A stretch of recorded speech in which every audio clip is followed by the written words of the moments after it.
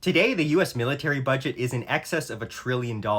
Most people would say that money would do more good in the hands of the taxpayer, especially when there is no evidence that 50 years of military adventurism has made anyone safer. Even those who support taxes would say that money could have gone to food or medicine or schools. But imagine in the future, when the technologies the military is currently developing for blowing things up and controlling populations are repackaged into consumer gadgets. At that point, apparently, progressives and socialists will say, see, if it wasn't for all that spending, you wouldn't have holograms or faster rockets or fancy devices, so I guess we should be grateful. Think about how insane that is. They're essentially saying it's good that resources were first used for destruction because decades later we got toys out of it. It's a good thing we had the Cold War because then we wouldn't have had all this cool tech.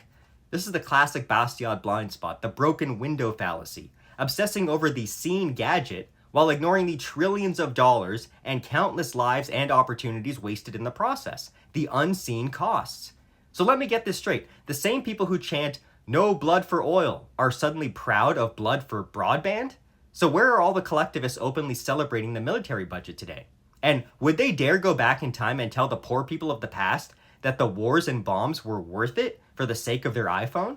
You can't rail against war profiteering while cheering on the tech it spits out. The tech you're claiming that only public spending can get, which isn't even true. This is honestly one of the worst videos I've seen on TikTok, but it is a good encapsulation of what you can generally expect from socialists these days. All the major talking points are there, so of course it's your favorite diatribe.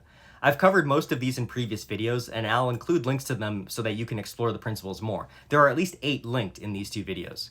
First of all, the common claim isn't that capitalism only works because it got massive tech growth. The claim is that when property rights are secure and people are free to build, invest, and trade without arbitrary state restrictions, innovation accelerates far beyond what is possible under command or feudal systems. She starts out by listing innovations that came about before the Middle Ages, and thus concludes that none of these required capitalist markets. Well, first of all, a capitalist market is a silly and redundant phrase. Markets are simply voluntary exchange. Wherever humans trade, capitalism exists. If it is not voluntary, then it is not a market, but a central plan. What she's doing is implying that the norms of private trade are somehow distinct when applied to higher order capital goods as opposed to consumer goods. And thus, in a primitive economy where basically all capital is used directly for consumer production, there is no capitalism. The problem is that no economic principle separates the trade of higher order capital goods from consumer goods. Human action always treats means as scarce and subject to ownership, whether personal or capital goods. In fact, even Marx himself admitted that capital is just produced means of production. Only socialists stuck in their doctrine imagine that somehow capitalist markets are different from markets. But of course, they need that distinction because without it, the entire labor theory of value and central planning narrative collapses. They need to pretend that prices work differently when it comes to labor versus the other factors of production and the consumer goods themselves. But prices are needed for all production decisions. No one ignores prices in daily life, and no one who actually thinks about it is going to buy it that scarcity and consumer preferences don't matter. So, Marxists pretend that prices don't matter for the parts of the economy you don't usually think about, the capital structure. Of course, trade doesn't ever work differently. The norms of a person trading spears and pelts for permission to hunt on someone else's grounds 10,000 years ago are the exact same norms which govern trades of factories or stocks. You give up what you value less for something you value more at the given time and place. There's no alternative for the signals that exchange produces. Just like the need for price finding, the role of entrepreneurs is the same for capital as it is for consumer goods. And it makes no sense to say that the ancient world didn't have markets and yet there was somehow public spending. The state has no wealth of its own. Taxation presupposes prior production. She keeps emphasizing that it's the taxpayer who funds these projects, yet fails to see that this means private production had to exist first. The taxpayer had to produce something worth taxing. The state consumes, it does not create. Production can never precede production. When have you ever consumed something that wasn't first produced? Claiming that public infrastructure comes before production is like claiming digestion comes before chewing. It's actually even more ridiculous than that. It's never been claimed that innovation can only occur under capitalism. Obviously, innovation happens under all circumstances, even in prison camps.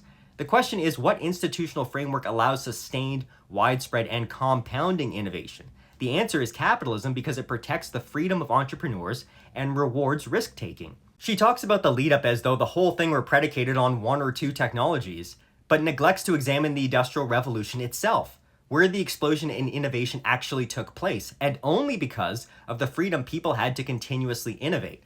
Every entrepreneurial act is an innovation. To compare capitalism with the innovation in systems where entrepreneurs are shackled is to compare night and day. How exactly do socialists think government could be a better investor than individuals risking their own capital? What superior knowledge do politicians and bureaucrats have? And why is it that if the state is such a brilliant investor, it is permanently drowning in debt? The state spends without calculation because it lacks the profit and loss test that disciplines entrepreneurs. Profit and loss are the discovery mechanism of a free economy. Bureaucrats seek prestige, not efficiency. I do like how she calls guilds a communist concept. It's true.